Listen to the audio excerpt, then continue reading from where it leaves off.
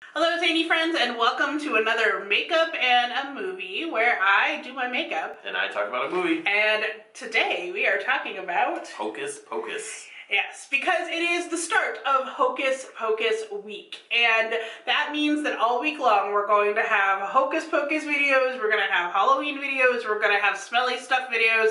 It's all happening this week. So make sure you stay tuned for that. Hit subscribe if you don't want to miss anything. Also follow us. Our stuff will be down below for you to follow us everywhere. Today I'm going to be using the Too Faced Eggnog Latte palette.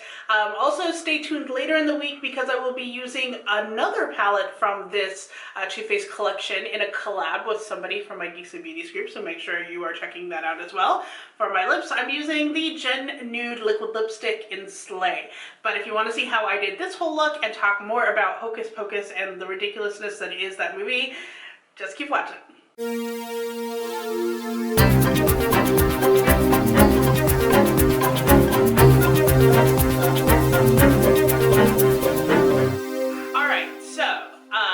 We are doing a look and talking about Hocus Pocus.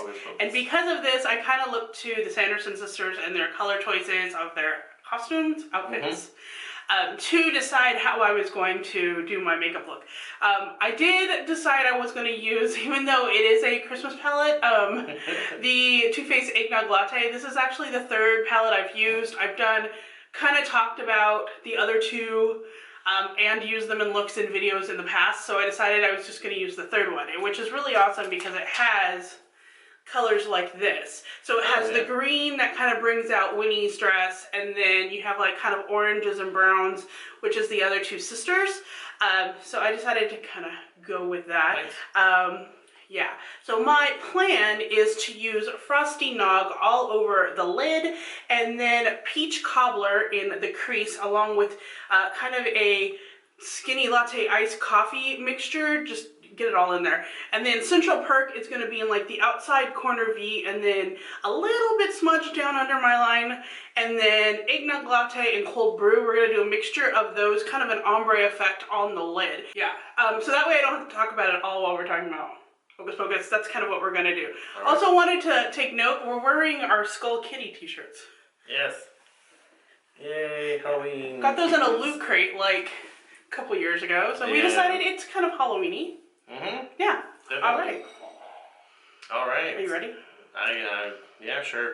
Yeah, so Hocus Pocus is like pretty much a tradition now. Or at least I've made it a tradition for the last like 3 years. It works. Yeah, so. Hocus Pocus. So, I don't think there's too many people out there that don't know what this movie is. But I have discovered recently there are people out there that have not seen this movie. That is very true. That's, They didn't grow up with ABC Family and Disney Channel, apparently. So, yeah, I remember when this movie came out. It was in 1983 when it came out, and I don't know. I felt like there was a bunch of like kind of Disney or like kid movies that came out at that time. Yep. I can't even think of what the other ones were, but I remember like Hocus Pocus was one of those ones like me and my friends were talking about. We're like, oh, I'm going to see that. It looks funny and kind of cool because, you know, it had witches and everything. So yeah, I remember seeing it in theaters, and I thought, okay, that was pretty funny and stuff. And then I remember we rented it when it came out in video, and that was like a big thing. I felt like we watched it like 100 times that weekend. We rented it, me, my brother, and sister.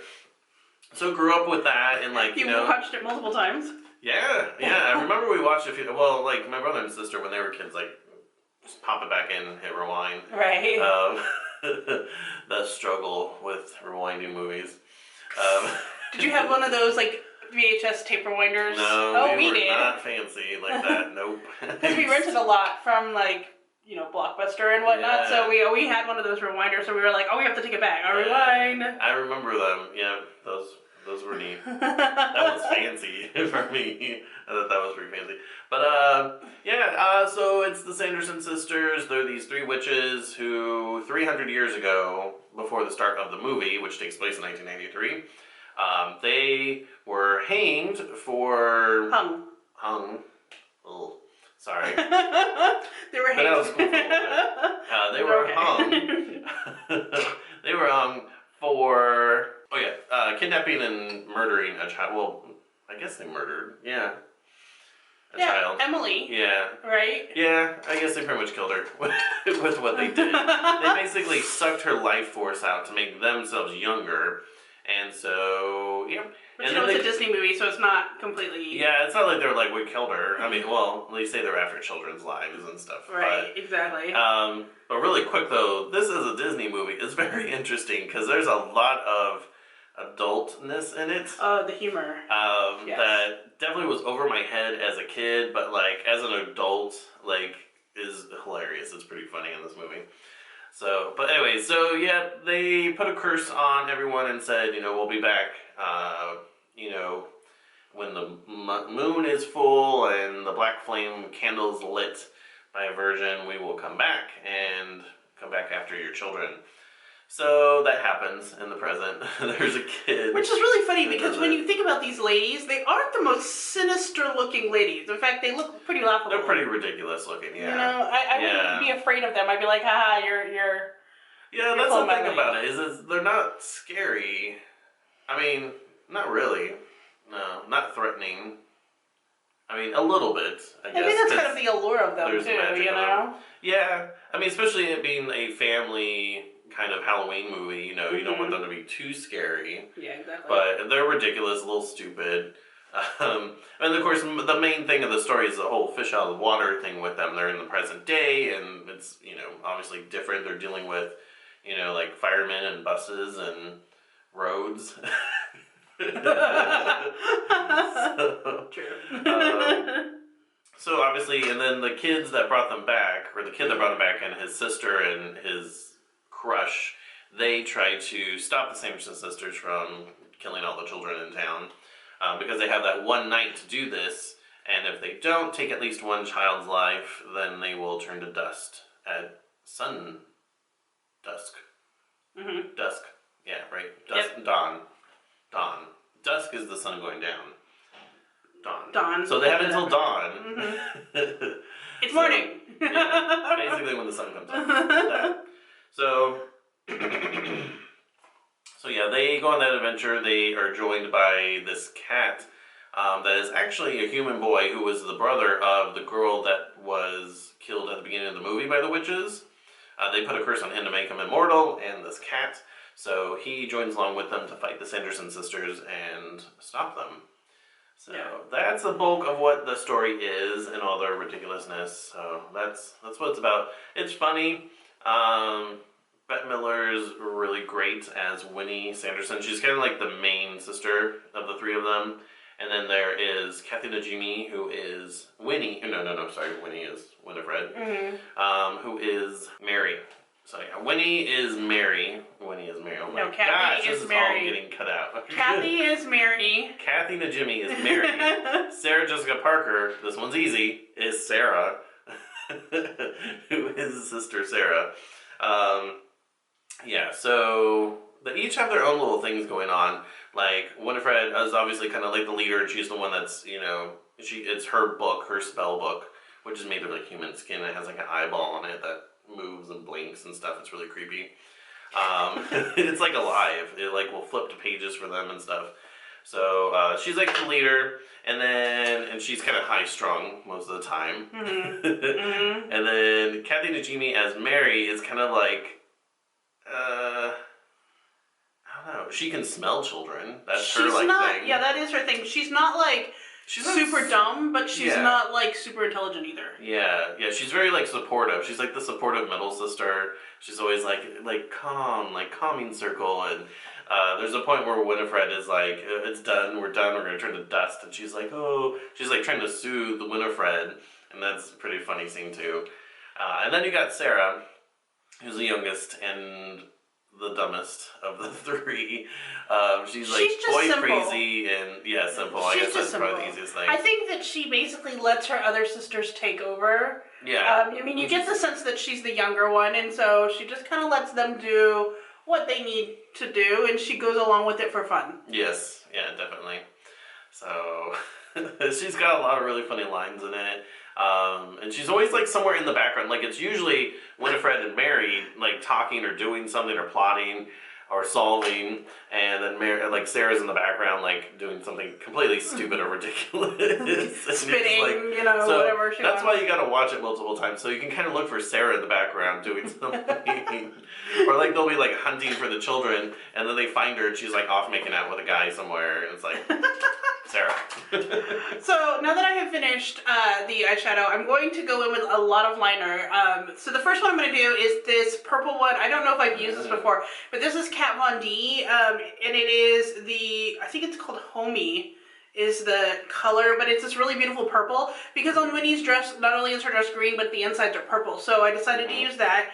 And then for my actual liner, I'm using the Kat Von D tattoo liner, but then on top of that, I'm going to use this, and I actually just got this in my Ipsy bag, and it's the NYX Vivid Brights liquid liner, and it's in this really pretty silver color. So I decided I would kind of use that like on the top part of the liquid liner to kind of make it shimmer a little bit more on the top. Yes. Cool. Maybe. Yeah. I was waiting for the purple to come in. I'm like, purple's gonna be in there somewhere. Yeah, somewhere. You gotta have purple. That's definitely like, their costumes are really cool. I didn't even look up who designed the costumes really. But the movie was directed by Kenny Ortega, who, if you're familiar with that name at all, he is the guy that directed the High School Musical movies. And more recently, the Rocky Horror Picture Show TV movie, the one that was on just recently on Fox with Laverne Cox as Frankenfurter. Yeah, the time that this video will go up, it would have been last Thursday. Yeah, pretty much. Yep, last week. I was trying to look up what else he directed. I guess he's directed a lot of things. He does a lot. He's also a choreographer because he did Newsies. So he, like, that's what I think I know him from, is the fact that he Newsies, yeah. did Newsies, yeah. Totally forgot about he did that one. He directed the Michael Jackson thing. The one that the tour that he was on. Yeah, when he passed away. When he passed away, yeah. He directed 2 episodes of the Dirty Dancing TV show. There was a Dirty Dancing TV show? That's what I just thought. It was like, oh, there was a... One of the things I forgot to mention was everything that I've used on my face before I started this look is going to be down in the description box, so that you can find out what it is. Yep. Okay, so yes, Kenny Ortega. So yeah, he actually, I was reading this wrong. So he choreographed a bunch of movies too. So like she said, he's a choreographer. Xanadu, he was a choreographer. St. Elmo's Fire. So you don't remember the movie, or you don't remember choreography? Well, I don't remember choreography in that movie. Okay, so basically, what I think, I used to watch St. Elmo's Fire, not my favorite of the Brat Pack movies, Brat Pack, not my favorite of those, but if I remember correctly, there is a scene where Rob Lowe is in a band, in a bar, and he is playing, and I think there was some choreography for that. Oh, okay. Oh, interesting. Very small scene, but... In Dirty Dancing, he choreographed the movie. Well, we all know the dancing. Tu Wong Fu, Thanks for Everything. Oh, I love Tu Wong Fu. He's a choreographer in that one. That's the funny movie. He was a choreographer for Quest for Camelot. I thought that was a cartoon movie. What's that? I thought it was animated. That's an animated movie. He was a choreographer in that. That's what's listed. I'm just saying what was listed. Okay. Interesting. Okay. And then he was the director-producer for Michael Jackson's This Is It. So yeah, he's got a lot of stuff. Oh, he's done stuff with Gilmore Girls.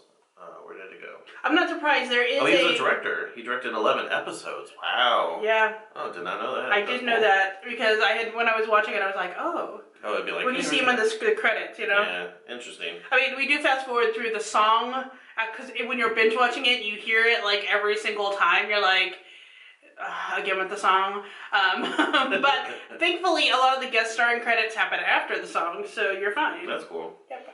So, and then the rest of the cast was some people that were kind of around a lot in the 90s with like TV shows and movies and stuff like that. Ombre Katz is the main kid in it, Max. He was in Erie, Indiana, if any of you remember that show. I do remember that show. I liked that show a lot. And then Thora Birch, who was in a bit of stuff in the early 90s too, and then Like the one with the girls, Now and Again. Didn't you notice it? I'm sorry, I can't look up right now. I have to look down or else I'm gonna like...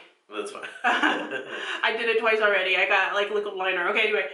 Yeah, so she was in Now and Again, which was, I don't know if you remember that movie, but it was like the 4 girls and how they are children, and then there were 4 adults. They come back together. Yeah. I don't remember right. So there was that movie, American Beauty. Yes. Yes. Yeah. Yes. I have mixed feelings on that movie. Yes. Yeah. Okay. Anyways, we're not about to talk about that one. And then Vanessa Shaw, who was in the main movie I remember her from in the 90s was Ladybugs. If you ever. Oh my gosh! Yes. Ladybugs. Yeah. Sorry, I really can't look up right now. But yeah. But yeah, Ladybugs. I watched the heck out of that movie. I don't know why I did, but I liked it. Because it was the really thing funny. to do, man. Wait, didn't I have the guy that died? Ronnie Dangerfield? No, the boy. Yes. I can't think of his name. The boy who was in it with... Because he was in that... Deep Space Nine... Not Deep Space Nine. No, I was about to say... Sea Voyage. Sea Voyage, yeah. Oh, gosh. I'm kind of just going in right now, kind of going to do some more peach cobbler on top of what I've done, just to kind of... Make it a little bit more blended out because of the liner fiasco that just happened. Okay, gotta fix that. Anyway, yes, Jonathan Brandis. And he was in Sequest DSV, That's okay. which was filmed here in Orlando over at Universal Studios when they were doing actual like productions there. So Lash time. This is I'm gonna use the Ardell Special Occasion because they are like really... They're interesting. I've used them before in a different video, but they kind of have like this crisscross.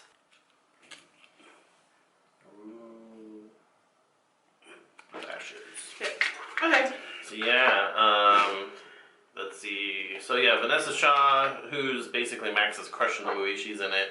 And then a couple. If you're a film person, you probably know Doug Jones. He's worked a lot with Guillermo del Toro. With his movies, he's very much like a stunt kind of person. He does a lot of prosthetic work and things like that. He was in, if you saw Pan's Labyrinth, he was a couple of the creatures. He was Pan, but he was also the thing with the eyes on his hands. The like fat man that lost like a bunch of weight that eats the babies and stuff. So he does a lot of prosthetic works. He was the guy, Billy Butcherson, the zombie. Yeah. So he was that, which makes sense. Like I said, he does a lot of like prosthetic and makeup, special effects work and stuff like that. So he was that in it. And then the voice of Thackeray Binks through the entire movie. So the actor that played Thackeray Binks, who's the guy that gets turned into that cat, he didn't even do his voice when he was him, like when you saw him as a human. Right. James Marsden did his voice throughout the whole movie. It was all dubbed, the entire thing. What James Marsden's doing right now? It's Jason Marsden. Oh, Jason, sorry. James Marsden. Different person. Is currently in Westworld. Yes. That's, sorry, I was thinking of that. Are they related? Don't know. That'd be interesting. See, that's the thing too, is when I heard like Jason Marsden did the voice, I immediately thought of James Marsden. And I was like, that doesn't really sound like he must have been really young. But no. So yeah, Jason Marsden, you might know him from Step by Step. I remember him that. He was in the new Mickey Mouse Club. Yes, he was. Didn't remember that. He was in The Munsters Today, which was a TV series remake of The Munsters. He played Eddie Munster. He did the voice of Goof, or Max, on the Goofy movie. So if you ever saw that.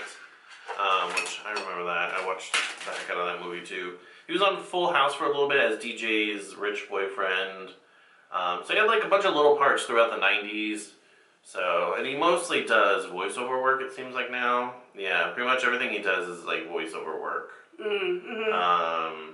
He has not done really anything live action in a while. So, but yeah.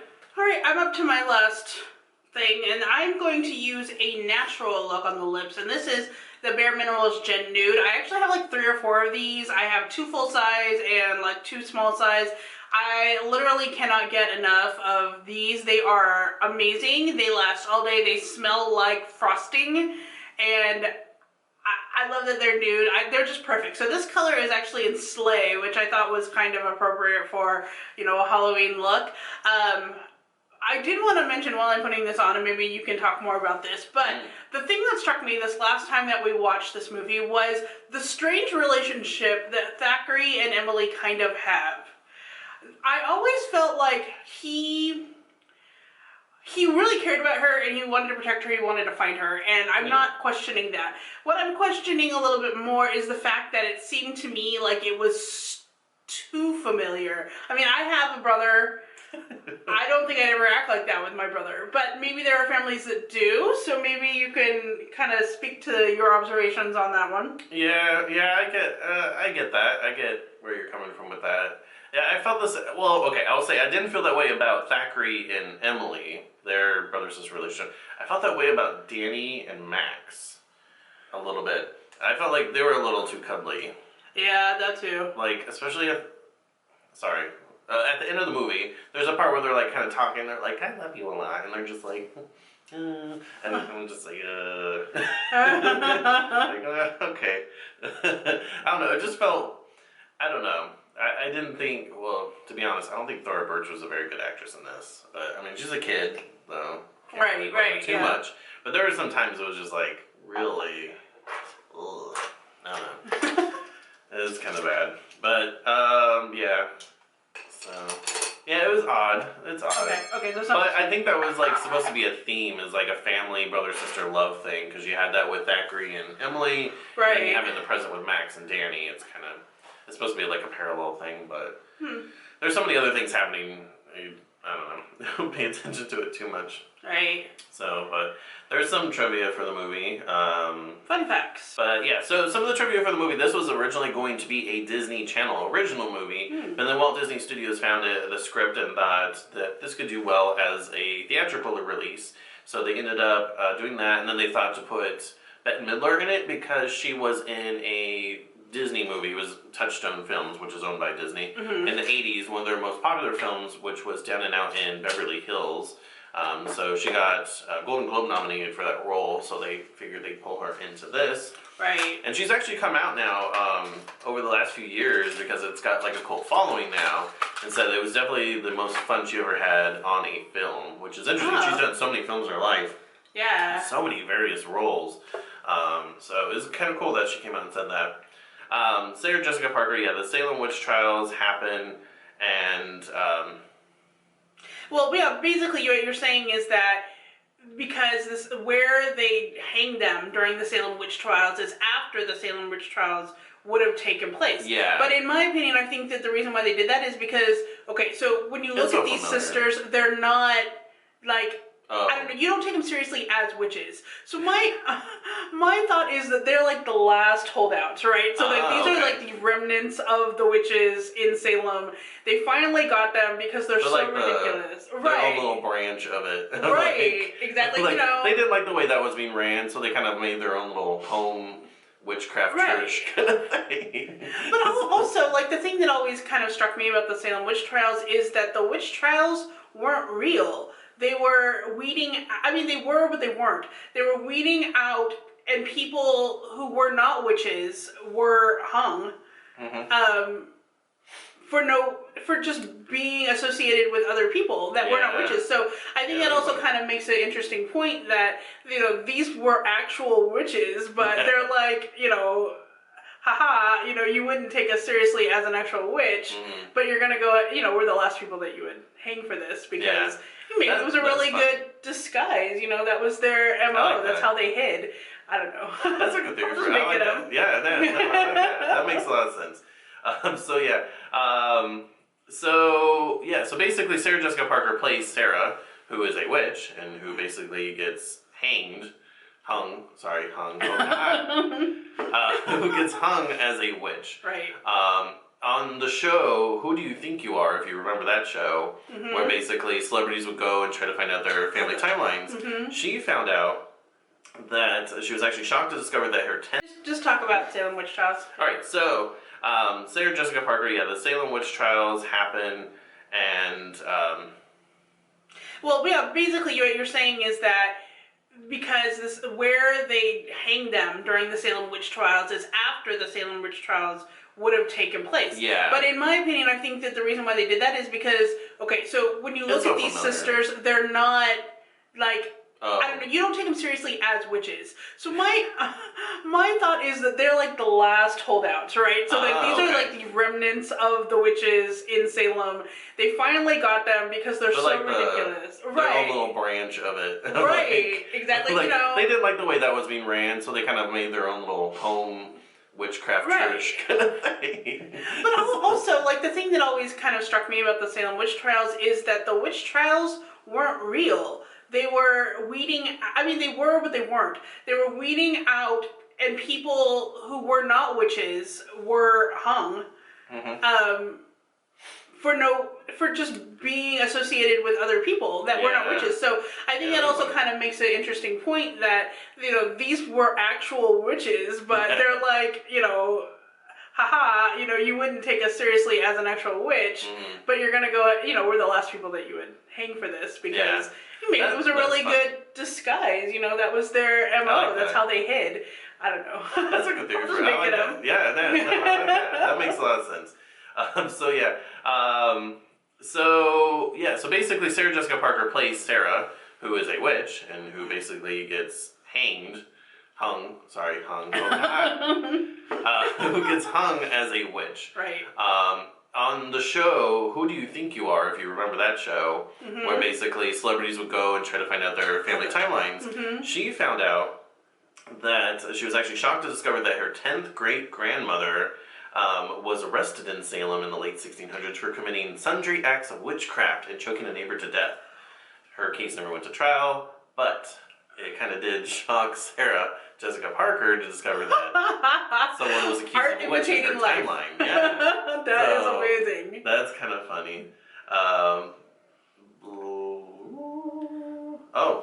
So Academy Award winning actor Leonardo DiCaprio was originally going to be Max in this movie. Of course he was. But he turned it down to be in What's Eating Gilbert Grape, which I think he ended up being like Golden Globe nominated for that movie though. At least. Yeah. I think he won an award for it. I don't know. Probably. We were kind of obsessed with that movie. When that came out, I remember like being really obsessed. But then it's also one of those movies that's not a happy movie, so I couldn't watch it very much. Yeah, I remember seeing it later in life, and I was like, wow, this is really good. But yeah, I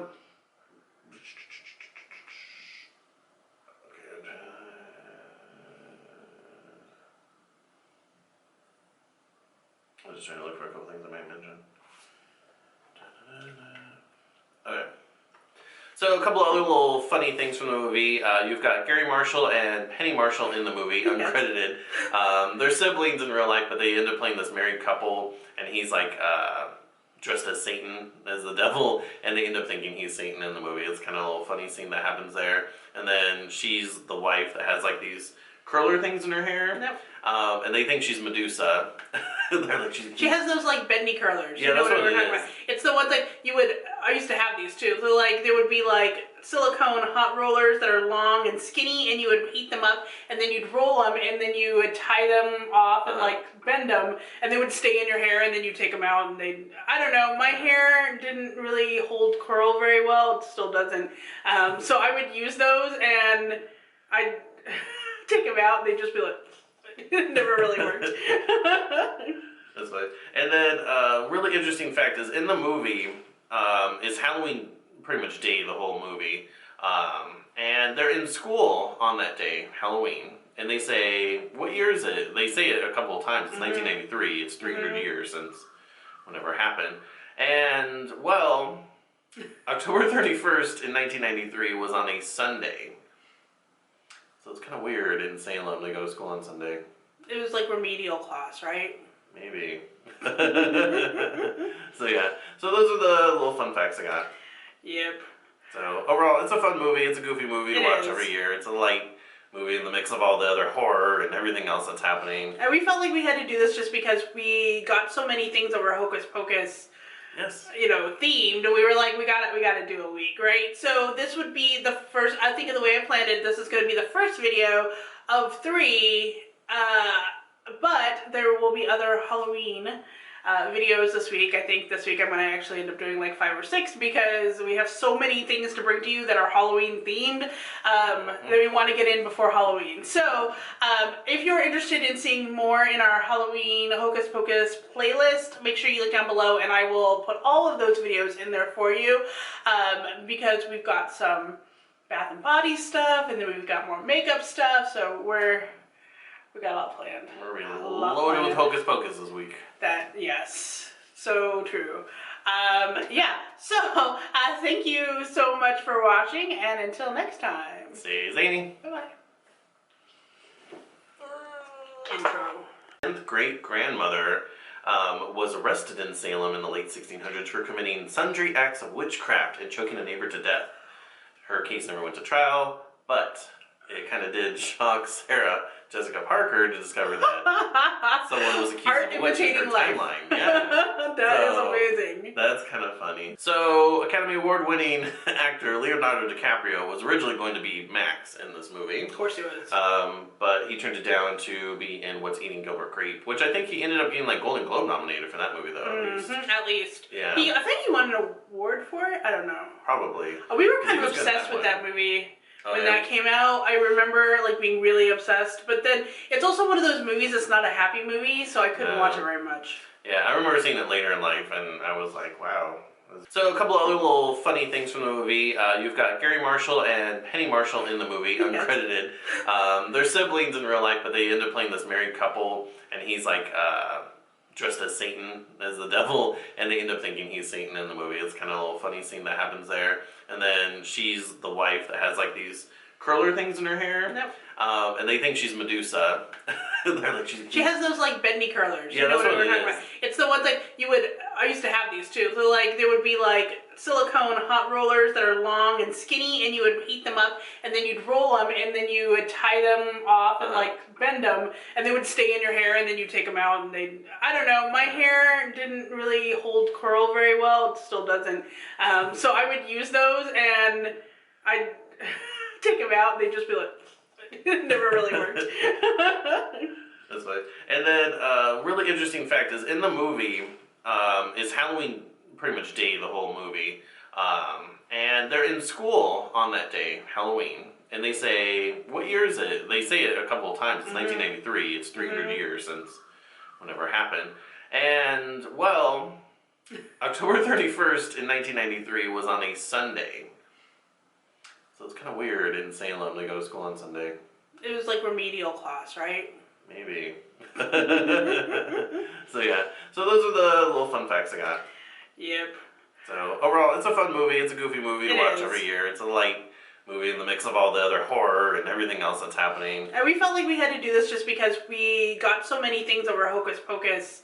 Yes. You know, themed. We were like, we got to do a week, right? So this would be the first. I think of the way I planned it, this is going to be the first video of 3. But there will be other Halloween videos this week. I think this week I'm going to actually end up doing like 5 or 6 because we have so many things to bring to you that are Halloween themed that we want to get in before Halloween. So if you're interested in seeing more in our Halloween Hocus Pocus playlist, make sure you look down below and I will put all of those videos in there for you because we've got some Bath and Body stuff and then we've got more makeup stuff, so we got a lot planned. We're really loaded with Hocus Pocus this week. That, yes, so true.